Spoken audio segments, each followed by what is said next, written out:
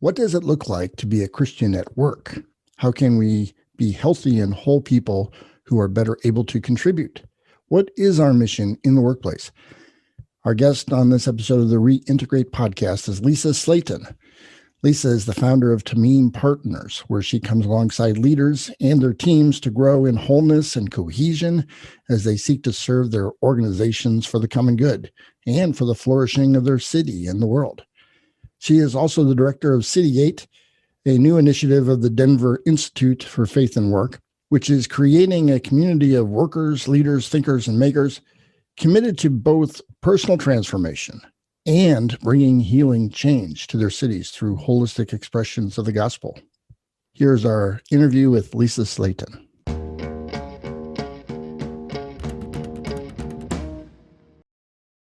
Every once in a while, Bob makes me do the opening question just to make sure I'm paying attention. All right. So Lisa, it's great to have you with us today on the podcast. After a couple of decades in sales, marketing, and senior management roles in the private sector, you joined the Pittsburgh Leadership Foundation, where you served 14 years, and 6 of those years you served as the CEO. Now you've launched Tamim Partners, which is not pronounced tamim, as I would have guessed. I went on the website and I checked. Tell us about your journey, from where you were to where you are now, leading Tamim, and some of the things you learned along the way. Sure. Thanks. It's great to be here. Thank you, Brandon. Thanks, Bob, for inviting me. I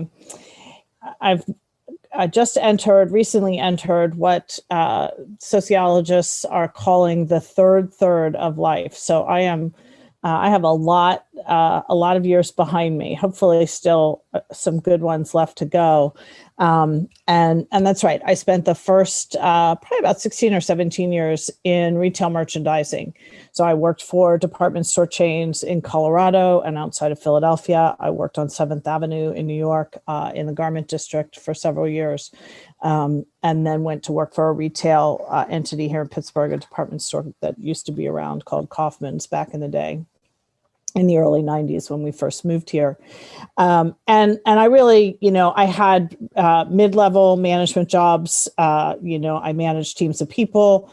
I had buying offices that I was responsible for. I moved from the merchant side to the financial analyst side for several years. And I learned a lot. Part of the retail merchandising occupation and career, particularly if you're a merchant, is that you have what we call gross margin responsibilities. And so you really learn how to run a business because you're responsible for the bottom line. Your P&L responsibilities is what that really means. It's a very fast-paced, very driven environment. And there were parts of it that I loved and parts of it that I didn't. But I look back on those, 15 or 16 years and know that they served me well in terms of understanding how to run a business, what good leadership looked like and bad leadership looked like. I had plenty of both. And then I stayed home for a few years when my kiddo was little through the late 90s, and right around 2000 decided it was time to go back to work. I had a great, very, very part-time job working for a woman who was an elder in my church who had a small consulting practice. And through a colleague and friend from church, I was introduced to the then president of the Pittsburgh Leadership Foundation, who had this vision to launch a leadership cohort program. I started there in 2005. And the nature of the learning community that he wanted to form was really one that was focused on the common good, or the well-being, the shalom of the city, that was explicitly Christ-centered and that really built leadership community. And the people that had been coming to him asking for something like this were primarily business leaders, lots of entrepreneurs, business leaders in senior level roles in larger organizations who were desperate to understand how their Christian faith informed the work that they did every day. Now, the faith and work conversation has come a long way in the last 16 or 17 years. But back in those days, there wasn't a whole lot that was being written or talked about in that space. And so John engaged me And I said, all right, well, let's do some homework and find out what we want to do. And I benchmarked programs around the country to see what was going on in the world in this space. And there wasn't anything that kind of hit our bullseye of those three things: cared about the city, explicitly Christ-centered, built leadership community. And the fourth, which shifted over the years, but was this sort of bias for the marketplace, right? A bias for business leaders. So I came back to John after a few months of research and discovery and said, I think we need to build this. And I think I know what it should look like, and I can begin to put it together, and let's pull some smart people together. And so we did, and we built it and developed it. Took about a year of development. And then we launched the first cohort in January of 2007. And there were 12 leaders, and our goal, our kind of target was in that sort of 12 to 15 number per group. We wanted to keep them intentionally small because we wanted rich relational connection and cohesion to form. And when you get much bigger than that, the group dynamics change. And there were a couple of things we learned quickly and fascinatingly, that no one in the churches that these men and women attended was helping them to think about the work they did every day through the lens of their Christian faith, right? So that was a big one. The second thing that happened that was totally unexpected was that before we even finished the first 6-month program, 2 of the leaders came to me, actually 3 of them, 2 of the business leaders and 1 of the nonprofit leaders came to me and said, this is great. Can you come now do this in my organization? And I'm like, I don't know if I can do that, but we'll talk about it. And I had a colleague and good friend who had helped to develop the program, who was part of the team in some small ways. And he had a lot of background in organizational development. Rick Wellock, some of Bob, you might know Rick or know of Rick. He's been in and around CCO circles since, the Ligonier Valley study days. Rick has a brilliant background in both organizational development and what we, many of us now call this idea of vocational stewardship. And so Rick joined me, and we figured out how to go inside these organizations and develop a set of services that would help leaders really build cohesion with their teams. Now, none of these organizations, the leaders were Christian men and women, but the organizations themselves would not be considered, Christian businesses. There wasn't, that was not, in fact, one of them was a publicly traded company. So, we took all the good principles and actions and learning, and were able to translate them into an environment where all of it was present. We just weren't putting all the theological underpinnings underneath what we were equipping these leaders around. And we found it to be very effective. And there were a couple of things. One was they were all good problem solvers, but they weren't good at resolving differences between themselves, right? So interpersonal dynamics were challenging. So we brought in some tools. Rick had a couple really powerful tools that he brought with him in his toolbox. And we also found out that and we learned this in the Leaders Collaborative as well, that they really identified themselves based on their skills and competencies, the things they'd learned to do, but hadn't really paid a whole lot of attention to who God made them to be. And those are different things. And in a lot of the job market, you're hired for what you do or can do or can't do, or you sell yourself into a job, Brendan, as we talked about before we started the program. You can, grow into competencies and skills. But most of the time when a job falls apart for someone, it has less to do with their competencies and skills and more to do with the character and substance of who they are and how they interact with other people. And most organizations aren't paying attention to that. Now they're starting to a little bit more. And so we would go in and do a lot of deep vocational work with these leaders and help them to see and understand who they were and how they could contribute best to the leadership of the organization. In one long-term client we worked with, a manufacturing company, we realigned almost every single person on the leadership team, with the exception of the CFO, into new roles that were better suited to who they were to contribute to the flourishing of the company. And it worked, right? But it takes time and an investment, and lots of companies, aren't willing to do that. I found that doing that work in the Leaders Collaborative and in this organizational practice that we sort of accidentally fell into over the next number of years was a deep passion of mine. And I was kind of leading that part of the organization, and we were delivering the cohorts and delivering these consulting services. And in 2012, the organization went through a shift. The leadership changed. The board made some decisions and asked me to step into the CEO role, which I did. We were in difficult straits, and so it was a bit of a turnaround. If you remember the time period, we were coming out of the recession of 2009-10, and that was a really tough time for nonprofits. A lot of nonprofit funding had either gone away or dipped considerably, and PLF was certainly, a part of that experience. And so I did some things, I built some things, I continued to develop out this idea of a cohort model as a primary way of doing deep transformational work with people. We added some cohorts. I started doing cohorts for pastors. We developed with Herb Colby, who is a longtime CCO partner and did a little work part-time for me, developed an urban leaders cohort specifically focused on urban leaders ministry. But what I began to realize a few years into my leadership was that most of what I was doing were things that I was good at, in some cases only marginally good at. And the things I really loved, which was developing people and investing deeply in vocational transformation with folks, with individuals as well as with teams, I no longer had the time to do. I had to hand most of that off to other folks.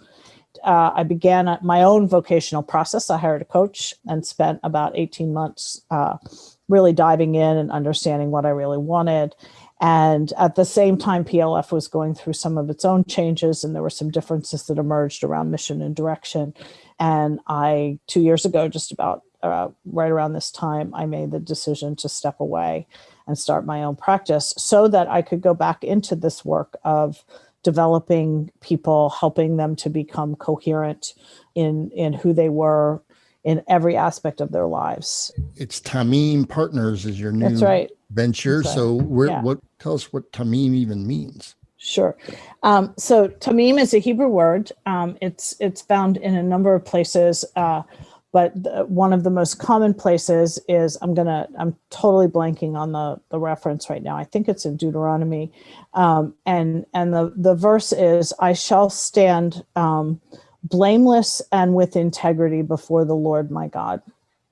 And the Hebrew word there for blameless and integrity is tamim. And it translates in the Hebrew to wholeness. I stand with wholeness. And so we talk a lot about shalom, which is the integrity of all things in God's good creation, coming into a place of not peace in the sense of happiness and tranquility, but peace in the sense of wholeness and integration. But tamim is really about the wholeness of the human person. And God calls us forth to that wholeness. I have it tattooed on my wrist. I have the Hebrew tattooed on my wrist. I did that a couple of years before I started my organization. And my husband and I were in Italy about a year and a half ago, just the fall before COVID hit. And we were out to dinner one night. We had a dining experience in Florence, and there was a young couple there, and they were from Israel.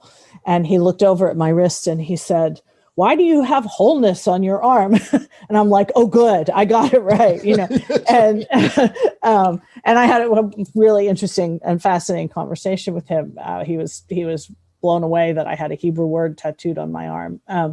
And I said, "Well, I don't speak Hebrew, but I'm not, I didn't study it, but there are a few words that I've picked up here and there that are meaningful to me, and that's one of them."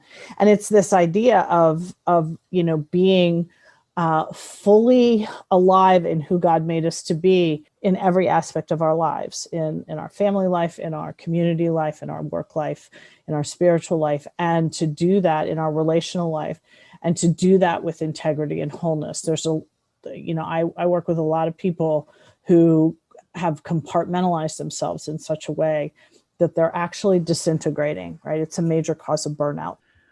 What have you found the key issues to be that Christians are facing in the workplace? Like, what do you think Christians in the workplace really need? Boy, that's a great question. I think they need a more robust theology and a deeper discipleship. And I'll unpack for a minute what I mean by that. Most Christians still to this day, when you talk about bringing their faith into their work, will talk about, how they're going to invite their friends to church, or maybe they'll lead a prayer before a particularly tough meeting. Some of them are very bold and brave and might leave, their Bible or a Christian book in a visible spot so other people can see it.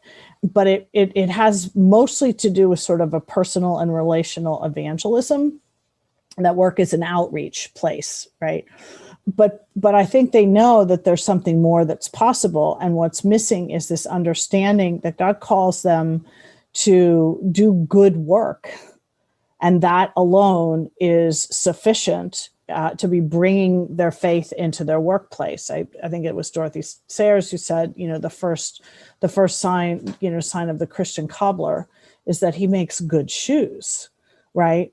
And so we want to make good shoes. We want to produce good products and services that impact people in positive ways. And that has huge implications. That's a huge shift, right?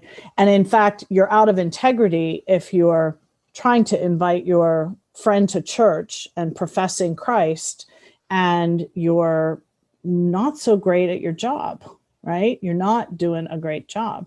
So I think the piece that has to be discipled into people is to understand that your first and foremost responsibility as a Christian in the workplace is to do good work and be agents of change and reconciliation and health and wholeness where you can. And that looks different depending upon where you are in the organization and how much influence you have, but everybody can stand up as a voice for truth and goodness and the flourishing of other people in the community. Sometimes it's risky and it's hard, but those are a couple things. I don't know if that answers your question, but it's a starting point. I find it interesting that's doing good work is kind of the center thing that you're focusing on with that. Because I mean, in my mind, I would feel like that would be a prerequisite in order to witness. So is that something that you noticed that a lot of Christians you were working with were kind of struggling at? Well, let's hope that most people go to work and intend to do their job well, right? There are lots of reasons why that doesn't happen.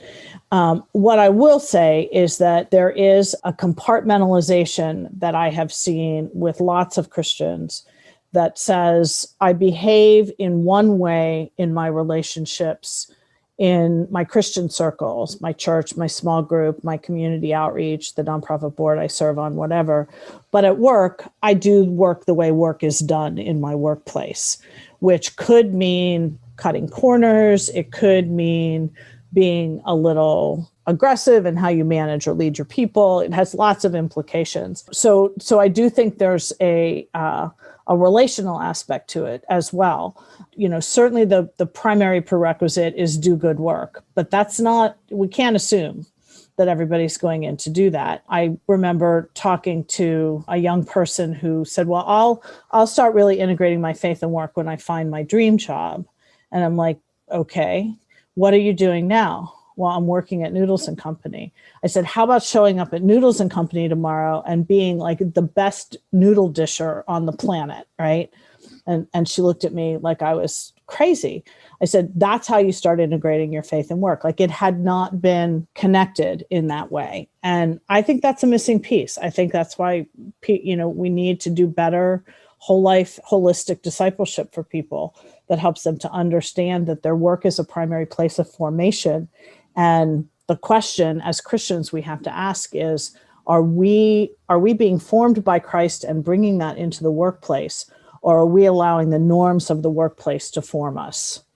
And I would argue that the latter is more common than the former, sadly. In Titus chapter 2, verse 14 is one of my favorite verses because it talks about who Jesus is and what he has done. And it says, Jesus gave himself for us to redeem us from all lawlessness and to purify for himself a people of his own possession who are zealous for good work.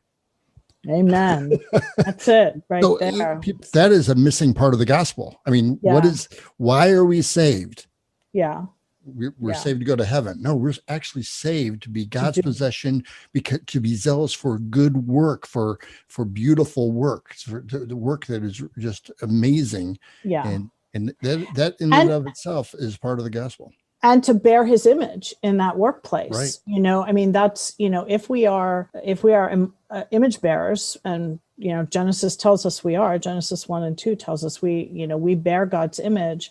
We are co-creators, not in the sense that we're equal to God, but in that he's given us his image to go create in the world. And we're designed to do that.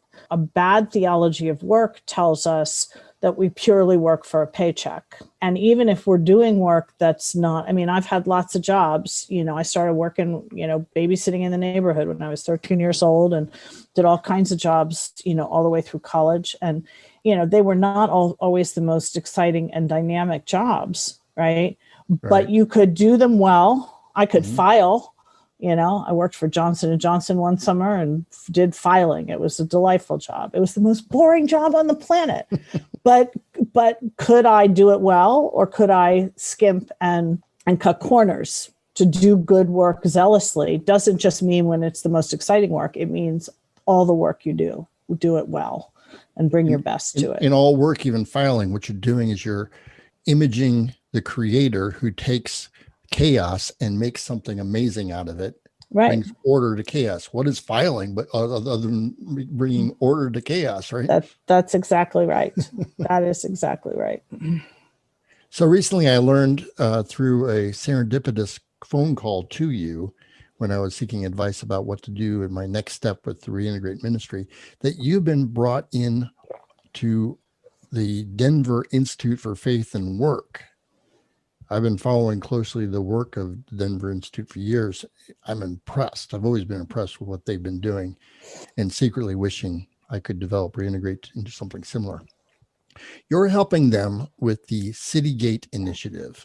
What do you want to see happen among pastors and marketplace leaders around the country with City Gate? Yeah, so City Gate is, you know, really Jeff Hainan, who's the founder of the Denver Institute's brainchild. And it began very informally a few years ago, maybe 5 years ago now, where Jeff, who was probably 3 years into the Denver Institute, it was up and running. And Jeff is a thoughtful young leader. And he said, you know, I need to be with other people who are thinking about these things. And so he reached out to a group of us and figured out a way to get a good deal on some really fun space in a hotel in Breckenridge, which is an attractive invitation. And, you know, we all agreed to get on airplanes, and back in those days when you got on airplanes and went places, and we went out. By the way, if he wants to do that again, I'm in. All right. Well, stay tuned, Bob, because, you know, things might happen. But we gathered together, there were maybe 25 or 30 of us, and spent a couple of days just learning about the work that each of us was doing, representing cities around the country that were particularly focused in this space. And it was such a life-giving and fruitful time for the folks that were there, that another colleague, Jeff Shue, who runs something called Flourish San Diego out on the West Coast, agreed to partner with Jeff Hainan and host a second gathering. And the second gathering was the following year. And it was, I don't know, maybe 75 of us who flew to San Diego, also a lovely place to go, by the way. And so it was all people who were doing work in this space. And there was a little coordination done around topics, but we all contributed. So we were learning from one another. There were no big outside speakers. It wasn't a conference. It was really a peer learning environment. And Jeff continued to do that with some monthly phone calls subsequent to that second gathering in 2017. It went on for about 18 months or so. At the same time, he had launched a fellowship program there called the 5280 Fellows. 5280 is the number of feet in a mile, and Denver is the Mile High City, just so you know where that name came from. And it was a 9-month fellowship program designed for emerging leaders, late 20s to early 40s, kind of sweet spot in that early to mid 30s range, folks who had been at their job for a while.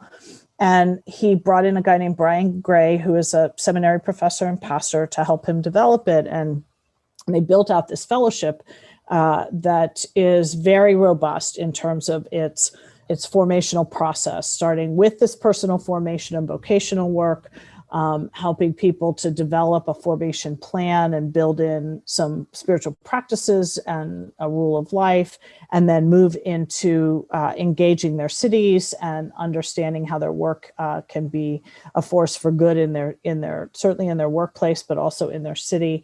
And each participant delivers at the end of the 9 months what they call a professional development project, a thing they're going to do to make a difference. And some of those projects have yielded some amazing fruit and results. And so Jeff came to me about a year ago, a little over a year ago now, and said, we've had requests from other cities to bring our fellowship program, people who don't want to start from scratch. They spent a year and a half in development of the fellowship. And I still think we're missing this opportunity to gather regularly with fellow leaders who are doing work in this space. There are nonprofits, faith and work institutes, other kinds of city-based organizations. There are churches that have robust faith and work ministries within the walls of their church. And so how do we continue to cultivate sort of a peer learning community out of that? And he came to me and, knows that I care about this, that I had lots of relationships in this space, was involved in some other national events in the faith and work space and have been kind of navigating it. And I said to him, look, I will help you. Let's talk about what that looks like. And I'm happy to join and help you think about both of those things. And if we're going to expand the fellowship, it needs to be under the umbrella of an initiative that's not Denver specific, right? So we kind of reconstituted Citygate to house these two things, this peer learning community of leaders and the expansion of the fellowship. They have launched it in one other city in Indianapolis. The Circle City Fellowship is there, and it's in its second year. And our intent is to find 2 to maybe 3 additional cities that we would invite into a training process starting later this year, in preparation to launch a fellowship in the fall of 2022. So that's one aspect of Citygate. And I'm going to be doing some of that, but really I'm going to be starting to gather, city leaders from around the country who want to learn together about and deepen and strengthen what they're doing. And one of the things I said to Jeff early on in our conversations, and I had begun to do some work, pretty significant work in this space before I left PLF. We started in kind of 2018-19 working on a project called Just Work. And I said, I am happy to help you do this, but I am weary. I've been operating in this space for a long time. And I said, I am weary of the faith and work conversation being largely oriented to affluent, educated white people. I'll just say it. I think we need to develop a more robust, integrated, and embedded theology of justice into this space if we're going to make progress and have this really be meaningful. And 85% of the people who are out there working are working in hourly wage jobs, multiple jobs to keep their families afloat and make a living. And everyday work is hard, right? It's really hard. And so Jeff agreed. We got some input, took some of the things that I had already worked on.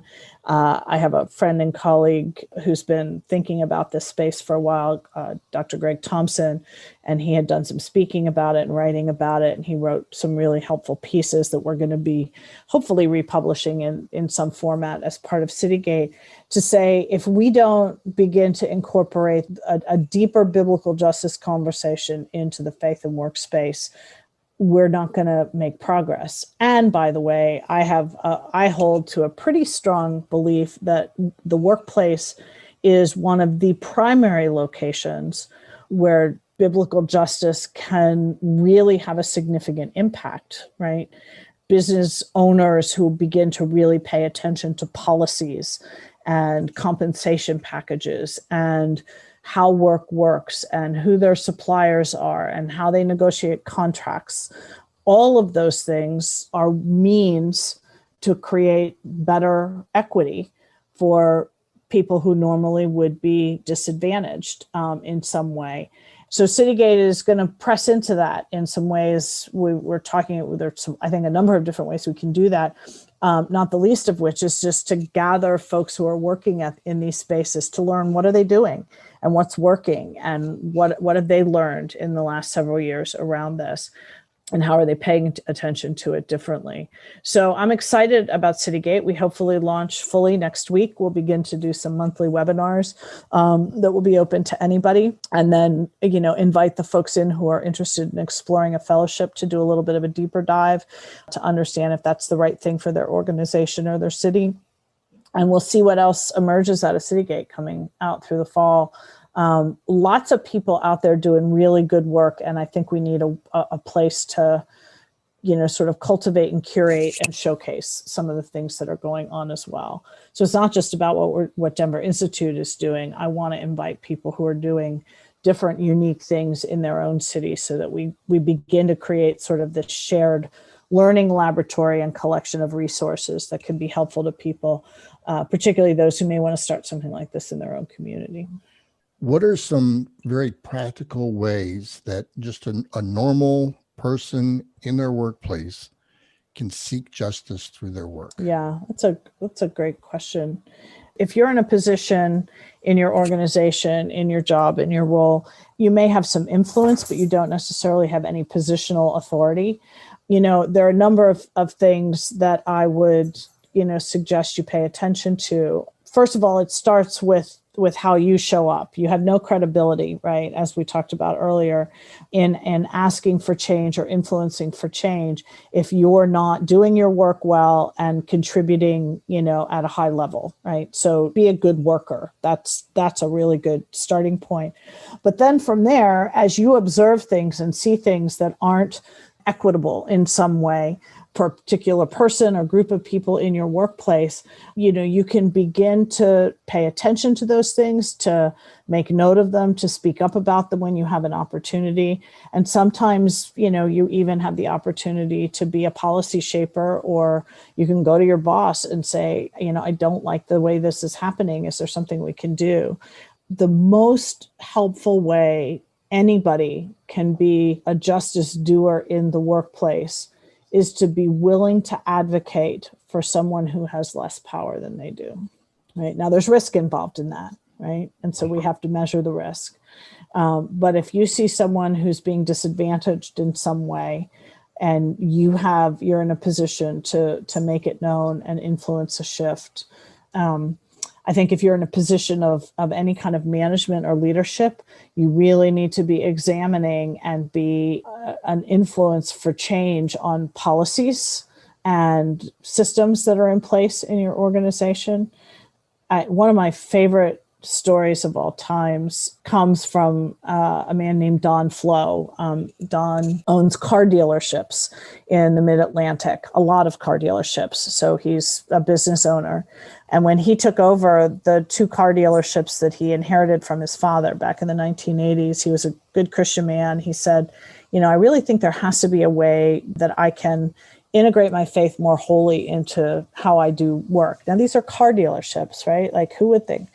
And so he went to his pastor and he went to a couple other Christian leaders, and the answers he got were very typical. Well, you could lead a Bible study before work. You could pray before you have meetings. You have waiting rooms for people who are coming in for service. Put some, tracts in your waiting rooms and Christian literature in your waiting rooms. And he's like, yeah, that's not what I'm talking about. And he made his way up to Regent College in Vancouver, British Columbia, and interacted with a brilliant guy up there, I would call him an early father of sort of this modern faith and work conversation, named Paul Stevens. And Paul's counsel to Don was, go spend the next 6 months reading the book of Proverbs and come back to me with every business principle you find in the book of Proverbs. Right? Nice. That's a great homework Isn't that a assignment. great homework assignment? But what it caused Don to do was to examine the industry standards and say, no, that's not how we're going to do it. And I can give you a couple of examples that are very concrete. One example is in the car industry, the lending standard is that, you give the lowest interest rates to the most educated, wealthy people, and the interest rates go up as the education level and the wealth goes down. And so the people who were being most impacted by high interest rates in the cities where he had dealerships were largely single mothers, many of them African American. And Don said, yeah, it's not how we're going to do business. So we have one interest rate for everybody. And his salespeople balked. That's where we make our money. And he's like, I don't care. And a fair market interest rate. And very risky too. I mean, Sure. The reason interest rates are higher for higher risk people. And right? And I think, I'm sure he took some losses over the years, but I don't want to speak for Don. I certainly don't, look at the books in his organization. But I also think in general, when people feel like they've been treated fairly and equitably, they're going to respond accordingly, right? All right. Well, thanks for coming on. I really appreciate it. This has been helpful in a lot of ways. It's fun to do, fun to talk to you guys. Nice to meet you, Brendan. Nice to meet you as well, Lisa. It was great having you on the show. Did I miss anything, Brendan, that I should have talked about? It's good. It's stuff that gets drilled into me a lot from Bob anyway. So yeah, just hearing it from a different voice. Yeah. Yeah. Thanks for joining us for this episode of the Reintegrate podcast. Be sure to check us out on the web at re-integrate.org. Don't forget the dash. And find all sorts of articles on different vocations, different issues that you might be interested in, more connections to the podcast, as well as other resources, including the Reintegrate Your Vocation with God's Mission Bible Study. That's re-integrate.org.